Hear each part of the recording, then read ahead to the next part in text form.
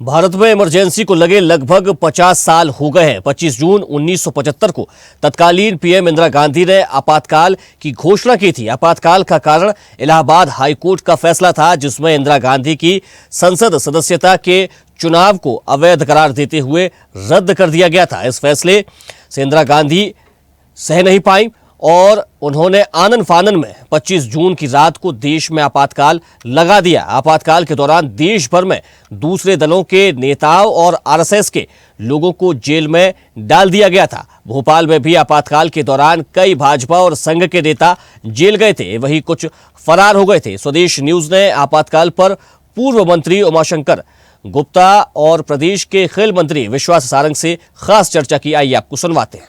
आपातकाल इस देश के इतिहास का वो काला अध्याय है जो कांग्रेस की रीति नीति, नेहरू परिवार की रीति नीति और इंदिरा जी की रीति नीति को प्रकट करता है। लोकतंत्र में इस तरह के किसी भी निर्णय का कोई स्थान नहीं है, पर इंदिरा जी ने इस देश में बेजा कब्जा करने के लिए आपातकाल लगाया। मेरे तो स्वयं पिताजी 14 महीने तक जेल में रहे और हमारे परिवार ने वो संकट और वो दुख झेला है, पर नेहरू परिवार ने तो इस देश में हर समय इसी तरह की हरकतें की हैं। आपातकाल इस देश के इतिहास का वो काला अध्याय है। 25 जनवरी 1975 को लगभग 50 वर्ष पहले उस वक्त की प्रधानमंत्री इंदिरा गांधी ने देश में इमरजेंसी लगा दी थी और इमरजेंसी में मध्य प्रदेश में कई ऐसे नेता थे जिन्होंने जेल जाना स्वीकार किया, लेकिन उस वक्त की सत्ता के सामने झुकना स्वीकार नहीं किया। और उनमें से एक थे उमाशंकर गुप्ता, जो कि भारतीय जनता पार्टी के सीनियर नेता और पूर्व मंत्री हैं। हम उन्हीं से पूछते हैं, सर इमरजेंसी को आज 50 साल लगभग हो गए, उस वक्त क्या हुआ था? एक नया अनुभव था देशवासियों के। लोकतंत्र की हत्या हो गई थी। इंदिरा जी के विचारों को नहीं मानने वालों को जबरन जेलों में ठूस दिया गया था। यकायक पूरे देश भर में गिरफ्तारियां हो गई। सारे मीडिया संस्थान, जुडिशरी सब पर प्रतिबंध लगा दिया। संविधान को सस्पेंड कर दिया। वो काला दिन देश कभी नहीं भूल सकता। मैं उस समय राष्ट्रीय स्वयंसेवक संघ का कार्यकर्ता था। संघ कार्यालय भी सील कर दिए गए, हम लोग अंडरग्राउंड हुए और बाद में योजना बनी कि इस काले कानून के खिलाफ सत्याग्रह देश भर में होगा। संघ ने उसका नेतृत्व किया और भोपाल शहर में इन कार्यवाहियों को चलाने के लिए मुझे और मेरे साथियों को अधिकृत किया और तय यही किया कि इन कार्यवाहियों को करते हुए अगर गिरफ्तारी होती है तो गिरफ्तारी देना, नहीं तो अंडरग्राउंड रहते हुए इस आपातकाल के खिलाफ सत्याग्रह और बाकी आंदोलन चलाना। आपकी गिरफ्तारी हुई थी कि आप अंडरग्राउंड हुए थे, और कौन कौन साथ में थे? मैं अंडरग्राउंड हुआ था, मेरे साथ और लोग भी अंडरग्राउंड हुए थे। देवयोग से मेरी गिरफ्तारी आखिरी तक नहीं हो पाई और मैं सारे कार्यक्रमों का संचालन करता रहा। आदरणीय सूर्यकांत केलकर जी उस समय हमारे प्रचारक थे, वो भी थे साथ में। सुरेश गुप्ता जी थे विदिशा के। एक टीम थी यहाँ जो ये सब काम कर रही थी। 19 महीने तक आपातकाल लगातार जारी था। इस दौरान आपकी दिनचर्या क्या थी और किस तरह आप पुलिस से और दूसरी चीज़ों से, एजेंसियों से बचते रहे?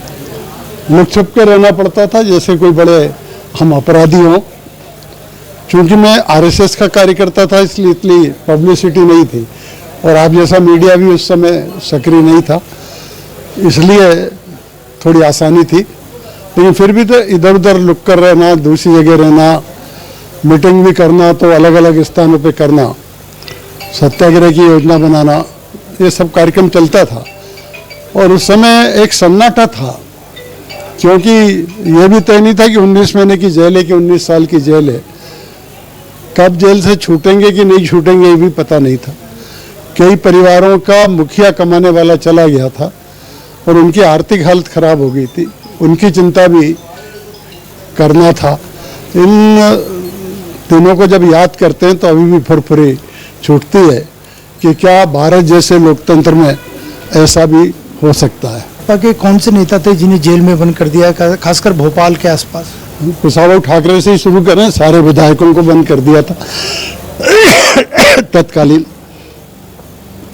और पटवा जी, जोशी जी, सभी बीजेपी के जो नेता थे, संघ के जो कार्यकर्ता थे और भी दूसरी पार्टियों के राजनीतिक पार्टी के कार्यकर्ता थे, उन सबको बंद कर दिया गया था। 25 जून आने वाला है, इस लंबे समय को किस तरह देख रहे हैं? आज इतना समय हो, भगवान ये काला दिन किसी देश में नहीं आए, किसी भी राजनेता का दिमाग इतना खराब ना हो, इतना अहंकारी ना बने और लोकतंत्र जिंदा रहे, यही अपेक्षा करता हूँ। इंदिरा जी के इतने लंबे कार्यकाल और नरेंद्र मोदी जी के 11-12 साल के कार्यकाल को किस रूप में देख? जमीन आसमान का अंतर आप भी अनुभव करते हैं, जनता अनुभव कर रही है। कांग्रेस के कार्यकाल में देश के स्वाभिमान की क्या स्थिति थी, विकास की क्या स्थिति थी, और इस 11 साल में देश का विकास कहाँ तक पहुँचा है। दुनिया में आज हमारा सम्मान स्थापित हुआ है, हम आज चौथी अर्थव्यवस्था बन गए हैं, तीसरी बनने की कतार में है।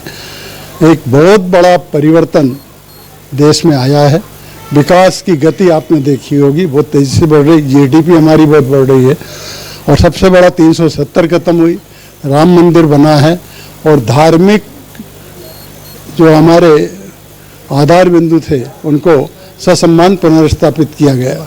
तो ये थे हमारे साथ पूर्व मंत्री मध्य प्रदेश सरकार के उमाशंकर गुप्ता, जो इमरजेंसी के टाइम लगभग 50 साल पहले गिरफ्तार तो नहीं हुए थे, लेकिन 19 महीने तक अंडरग्राउंड रहे थे, और मध्य प्रदेश के कई बड़े नेता उस दौरान गिरफ्तार हुए थे। भोपाल से कई बड़े नेता, जिनमें राष्ट्रीय स्वयं संघ के नेता और भारतीय जनता पार्टी के नेता थे, जेलों में ठूस दिए गए थे, और आज वे इसे काला दिन मानते हैं। और आज की सरकार में और उस वक्त की इंदिरा गांधी की सरकार में जमीन आसमान का फर्क होना बताते हैं। वीडियो जर्नलिस्ट राकेश के साथ अनिरुद्ध, स्वदेश न्यूज, भोपाल। देखते रहिए स्वदेश न्यूज। अगर आप इस वीडियो को सोशल मीडिया हैंडल फेसबुक या इंस्टाग्राम पर देख रहे हैं तो हमें फॉलो करें, अगर यूट्यूब पर देख रहे हैं तो सब्सक्राइब करें और बेल आइकन दबाना ना भूलें।